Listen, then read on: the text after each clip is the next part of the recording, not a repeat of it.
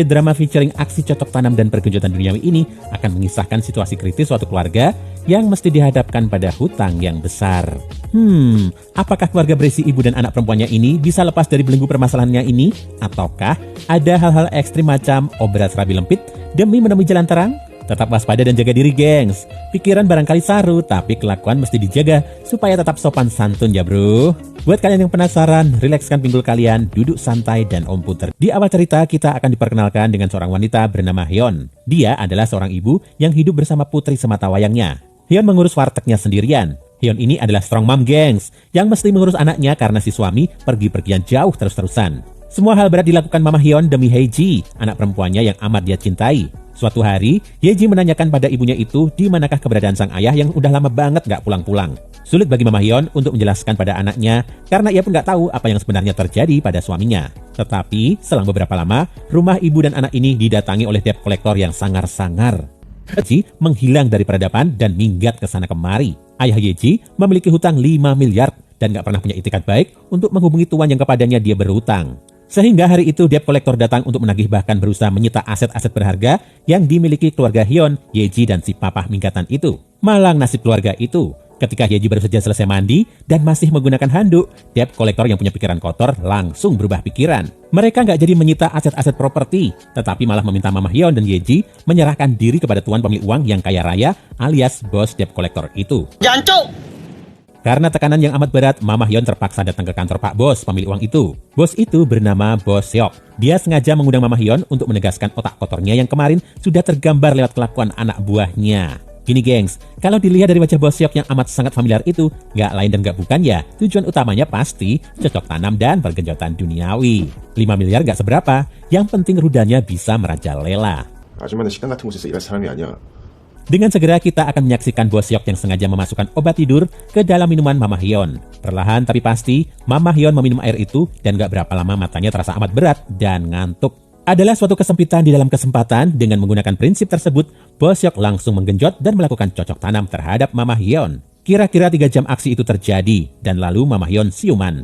Hatinya benar-benar hancur karena menyadari dirinya telah dinodai Bos Seok yang punya harta dan tahta tapi gak punya akhlak itu. Kelaknatan Bos Seok makin menjadi karena aksi cocok tanam sepihak itu gak dinilai sebagai bagian dari pelunasan hutang. Malahan, dia membuat kontrak baru, di mana kesepakatannya adalah Mama Hyun dan Hae-ji harus melayani Bos Seok selama papa minggatan gak bisa kembali dan melunasi hutang. Suatu pilihan yang berat bagi Mama Hyun dan Hae-ji yang masih belia itu, tapi kerasnya hidup mesti dijalani gengs. Hari itu akhirnya Hae-ji memberanikan diri memenuhi panggilan dan datang ke resto terkenal milik Bos Seok. Sudah dapat dipastikan, segala cara dilakukan Bos Seok laknat pemburu serabi lempit yang gila itu. Anak di bawah umur dibawa ke kamar tertutup dan diberi ramuan khas para pemburu. Nggak anak, nggak ibu, Bos Seok menyikat habis Hae-ji dengan aksi cocok tanam dan pergenjotan duniawi. Setelah puas melancarkan aksinya, Bos Seok pergi meninggalkan Hae-ji dalam keadaan menyedihkan, sambil meminta anak buahnya gantian merudal serabi lempit Hae-ji. Suatu kabar baik bagi Hae-ji, anak buah Bos Seok yang bernama Mindo itu masih memiliki hati. Hae-ji ditenangkan dari tangisnya dan diajak untuk keluar dan dihibur sebaik dan seramah yang Mindo bisa.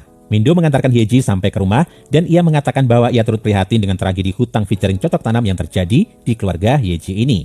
Badai kelihatan mereda, tetapi aksi gila Bos Seok kembali terjadi.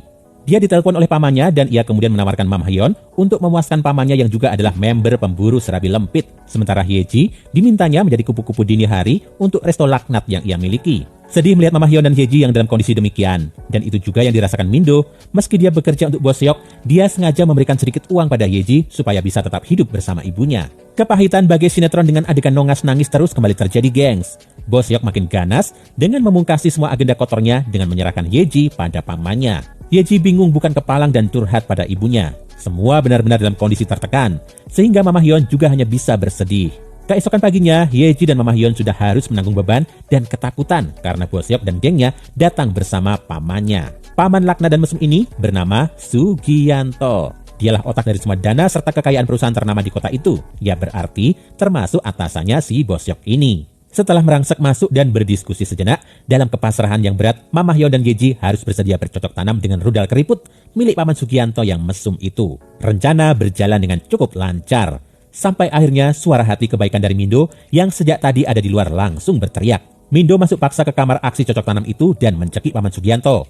karena Mindo sejatinya benar-benar punya hati, bahkan meletakkan cintanya pada Hyeji. Karena kejadian itu, polisi terpancing menyelidiki semua gerak-gerik orang dan perusahaan Paman Sugianto serta Bos Seok. Ternyata, dana yang mereka gunakan adalah dana sosial untuk rakyat kecil, tapi dipakai korupsi dan foya-foya. Mama Hyeon dan Hyeji selamat dan mereka menang dalam pengadilan yang akhirnya membuat mereka bebas dari hutang-hutang dana gelap dan ngawur itu. Mama Hyeon dan Hyeji dapat kembali hidup normal dengan bahagia meskipun Papa Minggatan gak pernah kembali untuk mereka berdua. Dan cerita pun selesai. Gengs, gimana dengan film barusan?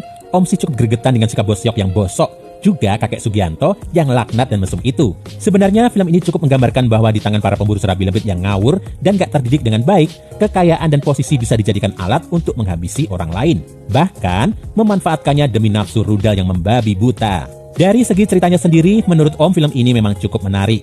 Karena dibuat alur drama yang gak longsang langsung genjot aja kayak Mbak Tato, Mbak Taehae, dan kawan-kawannya. Ada emosi-emosinya dulu lah. Tapi ya tetap, unsur cocok tanam dan pergenjotan dunianya hadir memberi warna buat film ini. Meski kelihatan nyambung gak nyambung, tapi Om rasa secara tersirat, sebenarnya kaitan batas otak kotor, cocok tanam, dan posisi serta harta itu tipis banget. Kalau nggak amanah dan waspada, semua hal disinergikan untuk memenuhi kepentingan diri, bukan tanggung jawab yang mesti dilakukan.